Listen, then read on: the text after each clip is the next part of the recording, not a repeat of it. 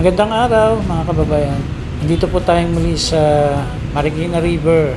Dito po mismo sa may riverbanks at tanaw lamang po natin dito yung SM City Marikina. So mag-update po tayo muli dito sa flood control project ng pangalan po ng project is Pasig and Marikina River Improvements Project Phase 4. Sa'yo lang iikot ang aking daigdig. Sa bawat bukas, sa bawat gabing tahimik, pangako. Ito na po, malapit na siya dito para sa dredging operation. Ito yung barge na inaantay nito maghuhukay. Ayan o. Ito yung paglalagyan ng mga lupa, burak, bato, mga sediments mo dito sa ilog ng Marikina. Kung mapapansin nyo dun sa kabilang side, yung river wall dun, kitang-kita na po yung mga naipong lupa dyan, ano.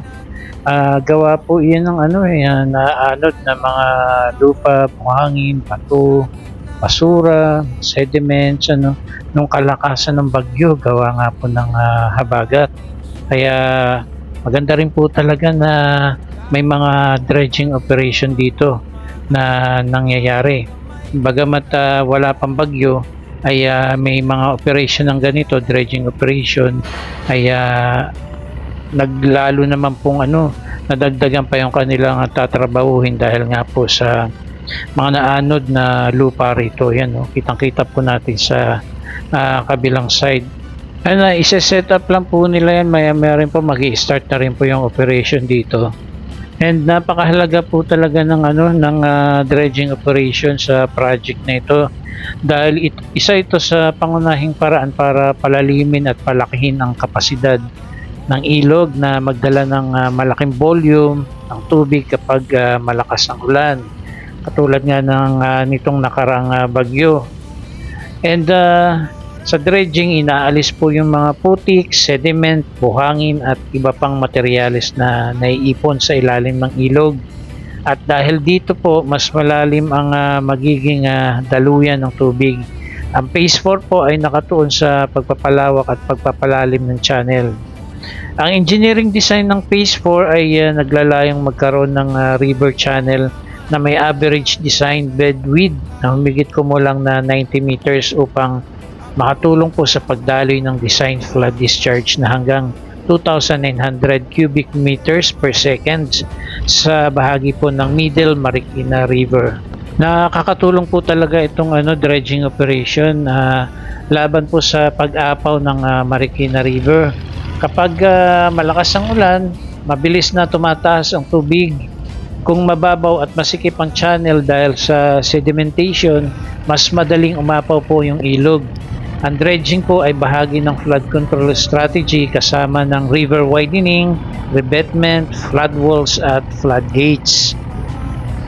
Ayon po sa government project documents, ang Phase 4 River Improvement Works ay nangangailangan po ng humigit kumulang 2 million cubic meters ng excavation at dredging. Kaya hindi simpleng paglilinis lamang ng ilog ang operasyon, malaking engineering component po ang ito ng proyekto.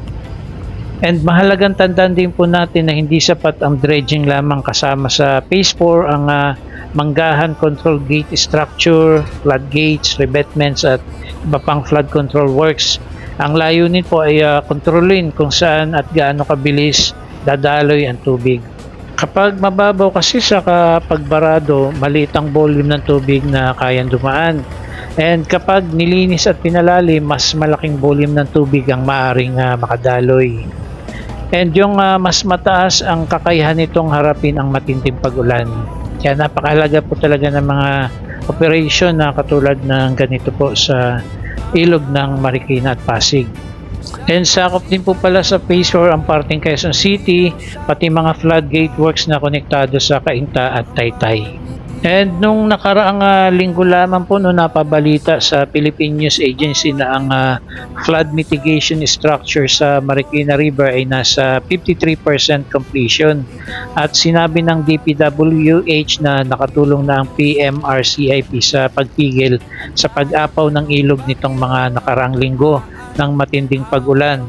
Iniulat din po na tinatayang 63% ang nabawas sa flood-prone areas sa Pasig, Marikina River Basin. Kaya pala nung may napanood po tayo no sa kilalang channel nung nakarang linggo tungkol po sa pagbaha sa mga flood control project na isa po yung Marikina River na hindi po ganun kagrabe yung naranasan, di katulad po nung mga nakakaraang taon ay talagang matindi po yung sinapit ng Marikina. Saka nabotas din po pala no kasi sa tingin ko ay naging maayos po yung flood control project sa dalawang bayan na yan sa Nabotas saka sa Marikina. So sa madaling salita po yung dredging operation ang tumutulong po na bigyan ng mas maraming espasyong ilog para sa tubig. Kapag pinagsama ito sa widening, dikes, floodgates at drainage improvements, mas malaki ang kakayahan ng buong sistema na bawasan ang panganib ng pagbaha. susundin. At kahit anong bagyo ang dumaan, hawak kamay kitang lalakaran. Di na bibitaw, di na lalayo, ikaw ang pangako ko. Habang buhay, kitang mamahalin. Sa'yo lang iikot ang aking daigdig.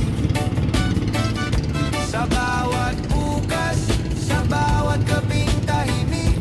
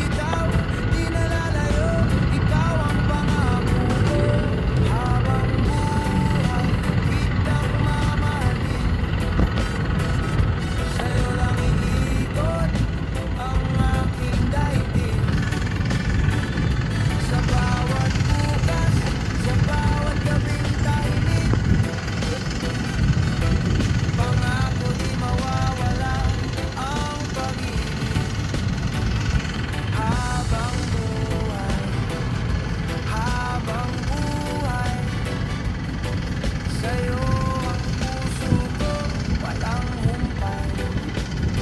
Sa ilalim ng buwan tayo'y nagtagpo. Mga pangarap natin sabay nating binuo. Kung maligaw man ako